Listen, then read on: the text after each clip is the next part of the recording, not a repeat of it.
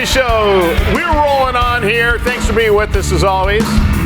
With us is inside the Loft 100 studio. Also with us, the Day Trader Trio. What do we say? Best in the business, no less than self-taught. That's right. We're up in your biz, yo. Costa, Maribert, Godwin, and Sully.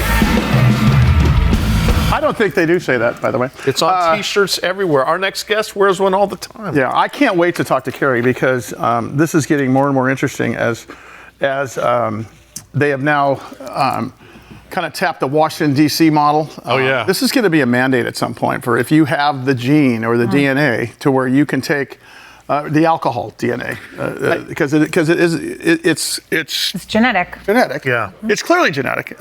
Right. And there's a certain type of gene that they've identified where they've developed a medicine that's going through FDA approval that can solve the issue. Cary Claiborne, CEO, Adail Pharmaceuticals. Their ticker symbol is ADIL. Doing God's work. I think a lot of people would easily say he joins us once again here on the Big Biz Show. Cary, how are you? Doing well. How are you guys? Good. Well. Good. Cary, I'm going to ask you, what is the percentage of folks with this affliction, the alcohol disorder? I can't remember, but it's not called alcoholism anymore. Alcohol use disorder. Alcohol use disorder. Right. What is the percentage that you guys are focusing on in this initial therapy? It's about 14% that have the biomarker that our drug appears to help people with, based on what we've seen so far. And will this be prescribed? Will this be a prescription-based drug eventually over the counter, or is it? And then I know you're working on other therapies, but where do we start at? Yeah, it would be a prescription drug. And Cary, can you talk a little bit about, I know we've talked before about the personalization about it. You look into the biomarker and then also, I believe it's like the attributes of the person and their lifestyle. Can you talk a little bit about that? Yeah, so it's targeted for people that have alcohol use disorder, typically in the moderate to severe category, where in our study, we'd be looking at people that when they do drink, it's called drinks per drinking day. They drink at least 8 drinks per drinking day. So they're pretty heavy drinkers. And they would possess a certain biomarker that represents about 14% of the patients out there. Cary, as far as this is concerned, and a drug that attacks AUD, how much is the mental component important with people who suffer from it? It's very important. In fact, our drug works in the brain. So it's a serotonin 3 blocker. So it works in the brain to impact the dopamine reward system. So, cravings and impulsivity drive a lot of addictive behavior, including alcohol use disorder. So, sure.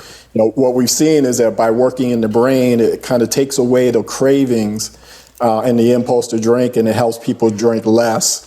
Because they just don't get satisfied after 1 or 2 drinks, where before it took maybe 8 drinks, for them to really start to feel normal. They don't even really drink to feel good anymore when they're suffering from moderate to severe AUD. A lot of times they're just drinking to feel normal again because their body is so accustomed to drinking at those high levels. Cary Claiborne is the CEO of Adail Pharmaceuticals. Their ticker symbol ADIL. Hey, I know that AI is coming into drug discovery, and I know that you guys are at the tip of the spear there. Talk about how AI sort of assisted this along. Yeah, we collaborated with a company called Adail that has certain AI and machine learning tools to really dig into our data from our prior studies to make sure we were really targeting the right group. We had hypotheses based on our old traditional way of analyzing data that kind of zeroed in on this one particular genotype. And what Adail was able to do was kind of run through multiple simulations of the data to really reconfirm that we were going down the right path. Because as you can imagine, precision treatments like this, can go in a number of different ways. We wanted to make sure that we were targeting the right group, and all that did was really able to efficiently scrub the data and kind of remove what they call the noise when you're analyzing clinical data, and really zero in to, this is the ideal candidate for us to go after. The big question is the barriers to entry into this, and then getting adoptability. I can imagine as soon as you get through that piece of the FDA story and you get into a new drug situation, now it's about awareness. And is the idea to take this thing to market yourselves, or is this idea to do the risk aversion model whereby a bigger pharma company comes in and takes it to the market? How do you play that? Yeah, ideally it would be a bigger company that already has a commercial infrastructure, already has the capability and infrastructure to work and get the drug into as many hands as possible. I mean, people on our team, we have commercial experience. We could build that, if needed, but ideally, the most efficient process would be to partner with someone that's already commercially active and has an interest in the drug. Because we are on American Forces television and radio services here in 175 countries, it was very important on the press release that you guys put out on March 24th, whereby you guys gave a thumbs up to Congress on introducing bipartisan legislation, expanding access to this AUD therapy, specifically for veterans. Talk about that a little bit for those of us who haven't followed that story. Yeah, I mean, one of the issues is, there are a lot of folks in the military that are suffering from alcohol use disorder, not unusual, not different from the general population. One thing that differs, what we've been told, is that opiate use disorder, addiction to painkillers, typically happens after they come home from the war and they're recovering from injuries.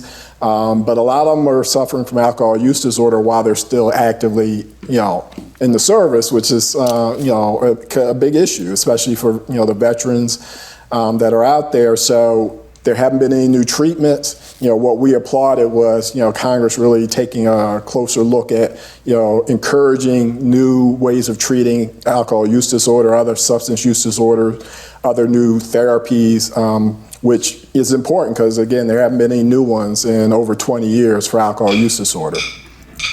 Cary Claiborne, CEO, Adail Pharmaceuticals, ticker symbol ADIL, as I said at the beginning of his segment, doing God's work. So many people affected by this, unfortunately. Obviously, keep an eye on what Adail Pharmaceuticals is doing. Thanks, buddy. Keep an eye right here, too, because much more of the Big Biz Show right after this.